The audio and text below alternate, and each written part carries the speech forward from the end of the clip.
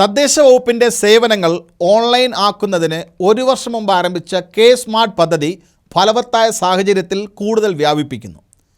നഗരസഭയിൽ മാത്രം ലഭ്യമായിരുന്ന പദ്ധതി ഏപ്രിൽ 1 മുതൽ പഞ്ചായത്തുകളിലേക്കും വ്യാപിപ്പിക്കുകയാണ്. ഇതിൻ്റെ പൈലറ്റ് പ്രൊജക്റ്റ് ഇന്നലെ മുതൽ തിരുവനന്തപുരം ജില്ലാ പഞ്ചായത്ത്, നെടുമങ്ങാട് ബ്ലോക്ക് പഞ്ചായത്ത്, കരകുളം ഗ്രാമപഞ്ചായത്ത് എന്നിവിടങ്ങളിൽ ആരംഭിച്ചു. ഏപ്രിലോടെ മുഴുവൻ തദ്ദേശ സ്വയംഭരണ സ്ഥാപനങ്ങളും ഓൺലൈനിലാകുന്ന രാജ്യത്തെ ആദ്യ സംസ്ഥാനമായി കേരളം മാറും.